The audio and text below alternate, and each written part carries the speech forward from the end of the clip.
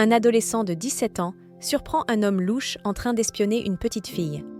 Son intuition lui dit de l'arrêter. Un super-héros n'a pas besoin de porter une cape et d'avoir des super-pouvoirs pour avoir un comportement héroïque et aider ceux qui en ont besoin. Il existe des super-héros parmi nous, et ceux-ci n'ont pas de super-pouvoirs. Ils se trouvent juste au bon endroit, au bon moment. Ils écoutent leur intuition et ils ont le courage d'essayer de changer les choses lorsque ça ne va pas.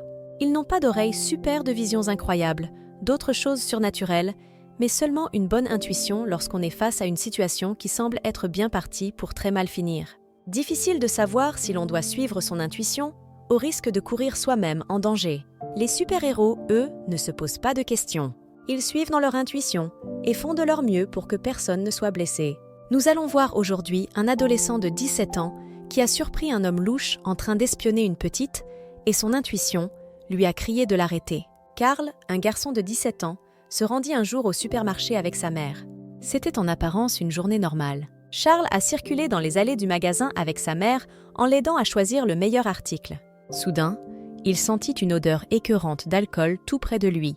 Cette odeur venait d'un autre client du magasin qui se tenait pas très loin de la mère et de son fils. En voyant cela, sa mère s'empressa d'emmener son fils loin de l'étranger afin de le protéger. Mais Karl avait déjà remarqué que quelque chose clochait chez cet homme. Il se promenait d'une allée à l'autre, marchant lentement et se comportant de manière très inappropriée. Le sixième sens de l'adolescent lui disait de ne pas quitter cet homme des yeux, car il avait certainement de mauvaises idées en tête. Sa mère s'aperçut que son fils regardait l'étranger, et elle n'aimait pas du tout cela.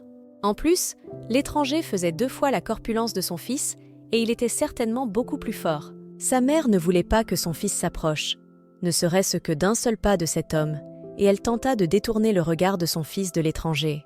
Mais Karl avait remarqué autre chose d'anormal en suivant le regard de l'homme. Il vit que celui-ci est en train de fixer une petite fille avec insistance. Cette petite fille était seule dans le rayon jouets et elle ne semblait pas avoir vu d'étranger.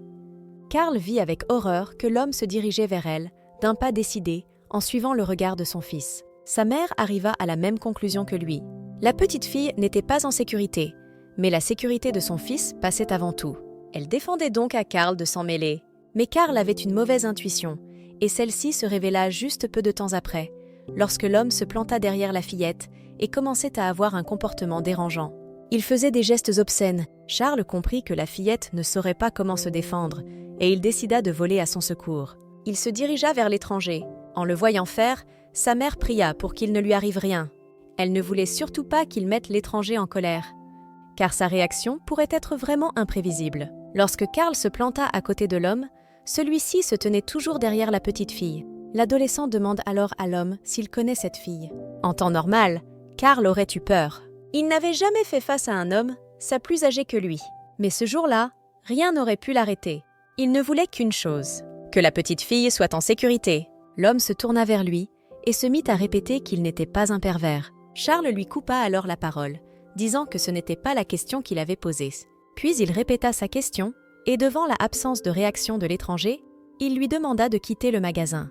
L'homme soûl avait été pris sur le fait, et il n'avait pas d'autre choix que de partir du magasin. Il se dirigea vers la sortie, en jurant, et en répétant en boucle qu'il n'avait rien fait de mal. Karl veilla ensuite à ce que la petite fille rejoigne sa mère en toute sécurité. Puis il revint auprès de sa propre mère. Par la suite, le magasin a partagé les enregistrements de la caméra de vidéosurveillance avec les autorités policières de la ville. La mère de la fillette était infiniment reconnaissante envers Karl pour avoir aidé sa fille. Elle n'osait pas imaginer ce qui aurait pu se passer si l'adolescent n'avait pas été là. Elle ne savait pas comment le remercier à la hauteur de ce qu'elle avait fait pour elle et pour sa fille. Beaucoup de journalistes réclamèrent une interview de la part de Karl, mais l'adolescent refusa catégoriquement. Il ne voulait pas de célébrité soudaine. Il avait simplement été heureux d'aider la fillette sur le moment. Mais selon lui, c'était tout à fait normal et il n'avait pas besoin de gloire ou d'argent. Cependant, la police n'était pas d'accord. Karl méritait d'être remercié à la hauteur du service qu'il avait rendu à cette petite fille. Quelques jours plus tard, il a reçu de nombreuses lettres de policiers qui souhaitaient le féliciter. Il a également reçu des honneurs de la part du maire de la ville. L'histoire de Karl montre que nous pouvons tous faire quelque chose pour aider les autres. Même si notre métier n'est pas celui de policier ou de médecin, nous avons tous le pouvoir de sauver des étrangers, non pas pour l'argent et la gloire, mais tout simplement pour rendre le monde meilleur. Merci d'avoir regardé la vidéo jusqu'à la fin. Surtout, n'oubliez pas de la liker et de la partager avec vos amis. À très bientôt.